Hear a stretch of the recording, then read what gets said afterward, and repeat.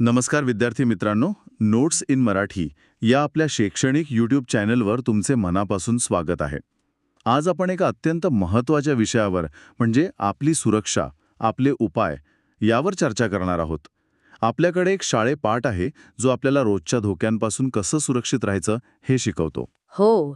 आणि विशेषतः आग आणि वीज यांपासून. बरोबर. तर आजचा उद्देश हाच आहे की हे धोके समजून घेऊया आणि स्वतःला, आपल्या कुटुंबाला सुरक्षित ठेवण्यासाठी काय सोपे उपाय आहेत ते जाणून घेऊया. चला तर मग. या पाठाची सुरुवात होते दीपा नावाच्या एका लहान मुलीच्या गोष्टीने. ती खूप घाबरलेली असते. हो. कारण तिच्या शेजारच्या गल्लीत एका घरात गॅस टाकीचा स्फोट झालेला ती पाहते. आणि ते दृश्य खूपच म्हणजे भयानक असणार. लोक पाणी आणि मातीची घमेली घेऊन धावत आहेत. घरातून फक्त जाळ दिसतोय. हे पाहून ती खूप घाबरते. आणि इथेच मला वाटतं आपल्या चर्चेचा महत्वाचा मुद्दा सुरू होतो. दीपाची आई तिला धीर देते, सांगते की आता वैद्यकीय क्षेत्रात प्रगती झालीय, त्यामुळे त्या काकू बऱ्या होतील. पण दीपाच्या मनात जे प्रश्न आले तेच आपल्या सगळ्यांच्या मनात यायला हवेत की नाही? अगदी, की असे अपघात का होतात आणि सगळ्यात महत्वाचं, ते टाळण्यासाठी आपण काय करू शकतो. चला तर मग याच प्रश्नापासून सुरुवात करूया. पाठात विचारले की घरात आग नेमकी कशामुळे लागू शकते? याची अनेक कारणं असू शकतात. म्हणजे सगळ्यात कॉमन म्हणजे गॅस गळती. हो, किंवा शॉर्ट सर्किट. बरोबर. आणि स्वयंपाकघरात स्टोव्हजवळ कपड्यांसारख्या ज्वलनशील वस्तू ठेवणं. पाठात एक छान उदाहरण दिलंय. कोणतं? जळती मेणबत्ती किंवा उदबत्ती खिडकीच्या पडद्याजवळ ठेवणं. आपल्याला वाटतं काही नाही होणार, पण ते खूप धोकादायक ठरू शकतं. खरंय. अच्छा, आणि तो एक प्रश्न पण आहे की रेल्वे स्टेशन किंवा बस स्टँडवर वाळूने भरलेल्या बादल्या का ठेवलेल्या असतात? हो, यामागे एक महत्वाचं शास्त्रीय कारण आहे. ते काय? आपण सहजपणे विचार करतो की आग विझवायला पाणी लागतं, पण पाण्याने सगळ्याच प्रकारची आग विझवता येत नाही. अच्छा, म्हणजे विजेमुळे लागलेली आग. अगदी बरोबर. विजेमुळे किंवा तेलामुळे लागलेली आग पाण्याने विझवायचा प्रयत्न करणं म्हणजे धोका वाढवणं आहे. मग वाळू काय करते? वाळू त्या आगीचा ऑक्सिजन पुरवठा तोडते. एक प्रकारे आगीचा श्वासच बंद करते आणि त्यामुळे आग विझायला मदत होते. वा, म्हणजे दीपाच्या शेजारचे लोक जे पाणी आणि मातीची घमेली नेत होते ती एक सहज प्रतिक्रिया होती. पण प्रत्येक आगीसाठी ते योग्य नसतं. नाही, अजिबात नाही. ओके. आणि एक सल्ला दिला जातो की घरात धूर झाला असेल तर रांगत बाहेर पडा. हे का? कारण धूर आणि जे विषारी वायू असतात ते गरम असल्यामुळे नेहमी वरच्या बाजूला जमा होतात. अच्छा, म्हणजे छताकडे. हो, जमिनीलगतची हवा तुलनेने शुद्ध असते, तिथे श्वास घेता येतो. त्यामुळे रांगत बाहेर पडल्यास गुदमरण्याचा धोका खूप कमी होतो. हा खूप महत्वाचा मुद्दा आहे. आता आपण एका अशा धोक्याबद्दल बोलूया जो दिसत नाही पण तितकाच गंभीर आहे. वीज. हो, आणि पाठात काही चित्रांसहित खूप चांगली उदाहरणं दिली आहेत. पहिलं म्हणजे गीझरबद्दल. की आंघोळीला जाण्यापूर्वी गिझरचं बटन बंद करा, हे आपण नेहमी ऐकतो. हो, पण त्याचं कारण समजून घेणं महत्वाचं आहे.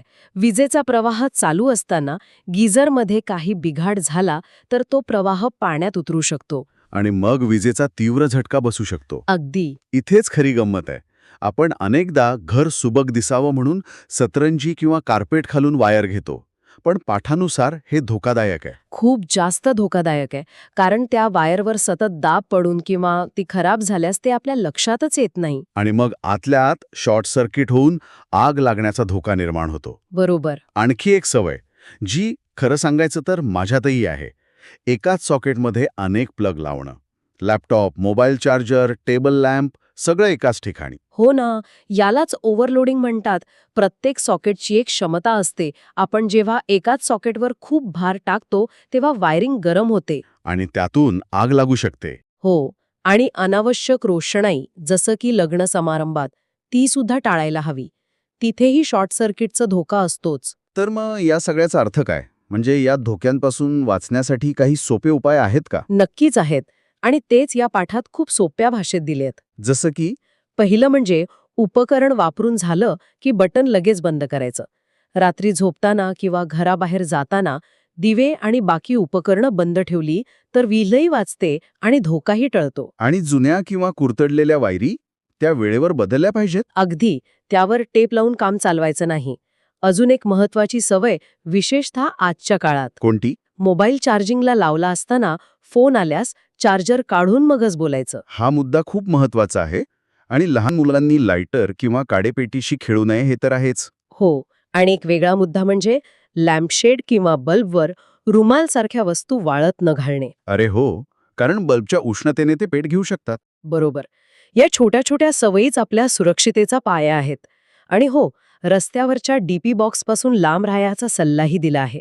कारण त्यात उच्च दाबाचा वीज प्रवाह असतो. हो, आणि उघड्या वायरींना स्पर्श करणं जीवघेणं ठरू शकतं. ठीक आहे, समजा एवढी सगळी काळजी घेतली आपण, तरीही काही आपत्कालीन परिस्थिती उद्भवली तर? इथे अग्निशमन सेवा या विभागाची माहिती येते. बरोबर, कारण अपघात कधीही होऊ शकतो. अग्निशमन दल म्हणजे फक्त आग विझवणारे लोक नाहीत. नाही का? नाही, इमारत पडणे, मोठे अपघात होणे, अशा अनेक आपत्कालीन परिस्थितीत ते मदत करतात. आणि त्यांचा आपत्कालीन क्रमांक 101 हा सगळ्यांना माहीत असायला हवा. नक्कीच. आणि सगळ्यात महत्त्वाचं म्हणजे त्यांना सहकार्य करणं. म्हणजे घटनेची अचूक माहिती देणं आणि त्यांच्या कामात अडथळा न आणणं, गर्दी न करणं. हे खरंय. पाठाच्या शेवटी एक खूप सुंदर वाक्य आहे. कोणतं? अग्निशमन दल आपले मित्र आहे. ही भावना खूप महत्वाची आहे, नाही का? खूपच. संकटकाळी मदत करणाऱ्यांबद्दल आदर आणि सहकार्याची भावना असलीच पाहिजे. तर आजच्या या चर्चेतून आपण शिकलो की आपली सुरक्षा खरोखरच आपल्याच हातात आहे. हो, स्वयंपाकघर असो वा विजेची उपकरणं, थोडी जागरूकता आणि काही सोप्या सवयी आपल्याला मोठ्या धोक्यांपासून वाचवू शकतात. खरं तर यात एक मोठा दृष्टिकोन दडलेला आहे. ही फक्त नियमांची यादी नाही. नाही, ही आपल्या आणि आपल्या सभोवतालच्या वातावरणाबद्दल सजग राहण्याची एक वृत्ती आहे. अगदी. आणि जाता जाता एक विचार मनात येतोय. बोला. आज आपण घरातल्या सुरक्षेवर लक्ष केंद्रित केलं, पण या पाठात नाल्या साफ करणाऱ्या कर्मचाऱ्यांचा उल्लेख येतो, जो वैयक्तिक सुरक्षेला सामाजिक आरोग्याशी जोडतो. हो, बरोबर आहे. यावरून एक प्रश्न मनात येतो की आज आपण घरातली सुरक्षा पाहिली, पण आपल्या घराबाहेरच्या सार्वजनिक ठिकाणी असलेल्या कोणत्या सुरक्षा उपायांकडे आपण अनेकदा दुर्लक्ष करतो? आणि त्याबद्दल आपण काय करू शकतो? हा विचार करायला लावणारा प्रश्न आहे. नक्कीच.